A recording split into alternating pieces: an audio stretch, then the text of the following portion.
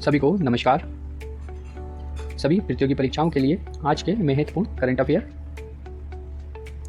National Allahabad SC के justice Yashwant Verma ने इस्तीफा दिया। 10 अप्रैल को इलाहाबाद हाईकोर्ट के जस्टिस यशवंत वर्मा ने अपना इस्तीफा राष्ट्रपति द्रौपदी मुर्मू को भेजा। जस्टिस यशवंत के घर से 14 मार्च को 2025 को 500 के नोट के बंडल जले हुए मिले थे। इस विवाद के बाद उन्हें दिल्ली हाईकोर्ट से इलाहाबाद हाईकोर्ट ट्रांसफ़र किया गया था। 5 अप्रैल 2025 को जस्टिस यशवंत ने इलाहाबाद हाईकोर्ट में शपथ ली थी, हालांकि उन्हें कोई जिम्मेदारी नहीं दी गई थी।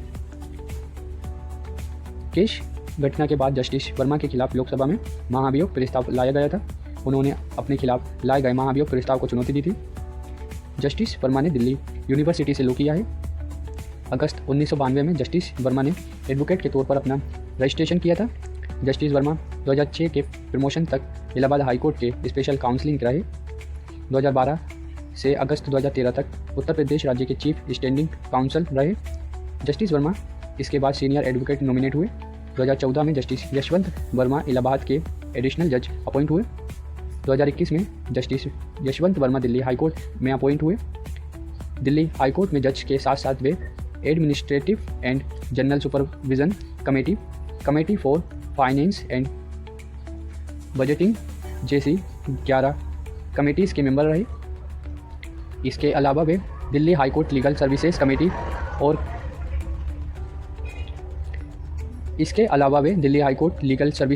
और committee of the Delhi international arbitrations centre के चेयरमैन भी रहे। इसके अलावा वे Delhi high court legal services committee और committee of the Delhi international arbitrations centre के चेयरमैन भी रहे। इलाहाबाद हाईकोर्ट में शुरुआती काम करते हुए उन्होंने ज़्यादातर सिविल मैटर्स पर काम किया। नेक्स्ट, इसरो ने Gaganyaan integrated air drop test पूरा किया। 9 अप्रैल को भारतीय अंतरिक्ष अनुसंधान संगठन यानी इसरो ने गगनयान मिशन के जरिए दूसरा integrated air drop test IADT-02 सफलतापूर्वक पूरा कर लिया है। इंटीग्रेटेड एयर ड्रॉप टेस्ट एक डमी क्रू मॉड्यूल का स्पेस से धरती पर लौटने का टेस्ट है। ये टेस्ट श्रीहरिकोटा के सतीश धवन स्पेस सेंटर में हुआ। इसमें पैराशूट सिस्टम का सही समय पर खुलना जरूरी होता है। जब कोई अंतरिक्ष यान स्पेस से पृथ्वी की ओर लौटता है तो उसकी स्पीड बहुत तेज होती है, तब पैराशूट ही उसकी स्पीड को कंट्रोल करता है। पैराशूट की वजह से ही सुनिश्चित लैंडिंग संभव हो पाती है और इसरो ने इस लैंडिंग में सफलता हासिल की है। गगनयान मिशन भारत का पहला मानव अंतरिक्ष मिशन है। इसे 2027 में लॉन्च किया जाना है। इस मिशन के तहत 3 भारतीय एस्ट्रोनॉट को लो अर्थ ऑर्बिट LEO में 3 दिनों के लिए भेजा जाएगा। LEO की दूरी 400 किलोमीटर होगी। इस मिशन में 3 दिन तक अंतरिक्ष यात्री स्पेस में रहेंगे। भारत ये ट्रेनिंग रूस के साथ मिलकर कर रहा है। यदि भारत गगनयान में सफल हो जाता है तो USA, रूस और चीन के बाद मानव अंतरिक्ष मिशन लॉन्च करने वाला चौथा देश भारत होगा। गगनयान के पहले 3 मानव रहित uncrewed G1, G2, G3 mission भेजे जाएंगे। गगनयान का कुल बजट 10,000 करोड़ है। इसरो के अध्यक्ष V नारायण हैं। गगनयान के फाइनल मिशन से पहले 8,000 से ज़्यादा ग्राउंड टेस्टिंग की जाएगी। नेक्स्ट, पूर्व क्रिकेटर CD गोपीनाथ का निधन। 9 अप्रैल को पूर्व क्रिकेटर CD गोपीनाथ का निधन हो गया है। वे 96 साल के थे। गोपीनाथ 1952 में पहला टेस्ट क्रिकेट जीतने वाले टीम के आखिरी जीवित प्लेयर थे। गोपीनाथ भारत के सबसे उम्रदराज जीवित टेस्ट क्रिकेटर भी थे और ऑस्ट्रेलिया के नील हार्वे के बाद दुनिया के दूसरे सबसे उम्रदराज क्रिकेटर थे। गोपीनाथ 1 मार्च 1930 को मद्रास अब चेन्नई में जन्मे थे। उनका पूरा नाम चिंगलपुट दुरई कन्नू गोपीनाथ था। गोपीनाथ ने 1951 में इंग्लैंड के खिलाफ ब्रेबोर्न स्टेडियम में पहला टेस्ट क्रिकेट खेला था। गोपीनाथ ने नंबर 8 पर बल्लेबाजी करते हुए अपनी पहली पारी में नाबाद 50 रन बनाए थे। भारत ने उसी मैच के दौरान चेन्नई के MA चिदम्बरम स्टेडियम में इंग्लैंड को 8 रन से हराकर पहला टेस्ट मैच जीता था। गोपीनाथ ने भारत और मद्रास का प्रतिनिधित्व करते हुए 8 टेस्ट और 83 फर्स्ट कैटेगरी मैच खेले। CD गोपीनाथ ने 17 साल की उम्र में खेलना शुरू किया था। Next, sport. रवि शास्त्री के नाम पर वानखेड़े स्टेडियम में स्टैंड का अनावरण हुआ।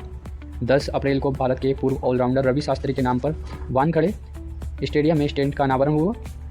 स्टेडियम में भारत के पूर्व क्रिकेटर दिलीप सरदेसाई, एकनाथ सोलकर और डायना एनर्जी के नाम पर दरवाजों के नाम भी रखे गए। हेंडल जी ने 1978 और 1993 में विमेंस वनडे वर्ल्ड कप में भारत की कप्तानी की थी। 1985 में रवि शास्त्री ने वानखेड़े स्टेडियम में 1 ओवर में 6 छक्के जड़े थे और ऐसा करने वाले वे पहले भारतीय बल्लेबाज थे।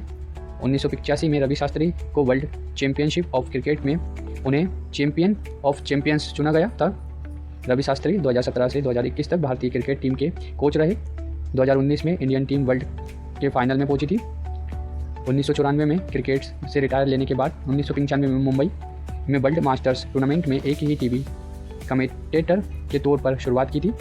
कमेंट्री की दुनिया में उनकी आवाज़ बहुत प्रभावी मानी जाती है। Next, miscellaneous. 28वीं आसियान की भारत ने से अध्यक्षता की। 9 अप्रैल को भारत ने 28वीं आसियान के सीनियर अधिकारियों की बैठक की। इसकी से अध्यक्षता विदेश मंत्रालय के पूर्व सेक्रेटरी पी कुमारन और फिलीपींस के विदेश मामलों के पॉलिसी अवर सेक्रेटरी लियो एम हेरेरा लिम ने की। इस बैठक में पिछले साल अक्टूबर में आयोजित आसियान भारत शिखर सम्मेलन के फैसलों पर कितना काम हुआ है और उनकी क्या प्रोग्रेस है, इसकी समीक्षा की। 2026 को आसियान भारत समुद्री सहयोग वर्ष के तौर पर मनाने और अपनी पार्टनरशिप को मजबूत करने पर बात की। आसियान भारत का उद्देश्य समुद्री गतिविधियों में सहयोग बढ़ाना है, जिसमें जहाजरानी, समुद्र में सुरक्षा और समुद्री संसाधनों का संरक्षण शामिल है। आसियान भारत की इस बैठक में 2026 में होने वाले 48वें आसियान शिखर सम्मेलन के एजेंडे पर बात की। आसियान का उद्देश्य दक्षिण पूर्व एशिया में आर्थिक, राजनीतिक और सुरक्षा सहयोग को बढ़ावा देना है। आसियान 11 देशों का समूह है। इसमें Brunei, Cambodia, Indonesia, Laos, Malaysia, Myanmar, Philippines, Singapore, Thailand, Vietnam और हाल ही में शामिल हुआ पूर्वी तिमोर लेस्ते शामिल है। आसियान के कन्वर्सेशन पार्टनर में भारत, ऑस्ट्रेलिया, चीन, जापान, न्यूजीलैंड, दक्षिण कोरिया, रूस और अमेरिका शामिल है। 8 अगस्त 1967 में आसियान की स्थापना हुई थी। इसका हेडक्वार्टर जकार्ता, इंडोनेशिया में है। नेक्स्ट, केंद्रीय मंत्री मनोहर लाल 4 दिन के भूटान यात्रा पर। 10 अप्रैल को ऊर्जा मंत्री मनोहर लाल 4 दिवसीय भूटान यात्रा पर पहुंचे। यात्रा के दौरान मंत्री ने भूटान के पीएम शेरिंग टोब्गे से मुलाकात की। एक अन्य बैठक में केंद्रीय मंत्री मनोहर लाल ने भूटान के ऊर्जा और प्राकृतिक संसाधन मंत्री लियोनपो जेम शेरिंग से भी मुलाकात की। दोनों मंत्रियों ने बैठक के दौरान हाइड्रो पावर और रीजनल पावर से ट्रेड से जुड़े मुद्दों पर बात की। भारत और भूटान के बीच भविष्य में कोऑपरेशन बढ़ाने और पावर सेक्टर में बेहतर स्ट्रक्चर बनाने के लिए दोनों देशों के बीच बात हुई। कोऑपरेशन के प्रमुख सेक्टर्स में non hydro energy, cross border transmission capacity building के लिए काम करेंगे। इस मौके पर दोनों देशों ने पुनात सांगचू 2 हाइड्रो इलेक्ट्रिक प्रोजेक्ट के टेरिफ प्रोटोकॉल और रिएक्टिव पावर एक्सचेंज के reactive energy accounting power exchange पर साइन किए। भारत और भूटान में 1949 में मैत्री संधि हुई थी। 2007 में संशोधित मैत्री संधि के तहत मुक्त व्यापार व्यवस्था है। आज का इतिहास, 11 अप्रैल का इतिहास। 11 अप्रैल 1921 में रेडियो पर खेलों की पहली लाइव कमेंट्री का प्रसारण किया गया था। 11 अप्रैल 1930 में ऋषिकेश में लक्ष्मण झूला शुरू हुआ। ये लोहे के तारों से बना 124 मीटर लंबा पुल है। 2011 में भारतीय मूल की अमेरिकी लेखिका झुम्पा लाहिरी को उनकी पहली रचना इंटरप्रेटर ऑफ मेलोडीज के लिए पुलित्जर सम्मान मिला। ऐसे ही डेली के महत्वपूर्ण करंट अफेयर के लिए चैनल को लाइक एंड सब्सक्राइब करें। Thank you for watching.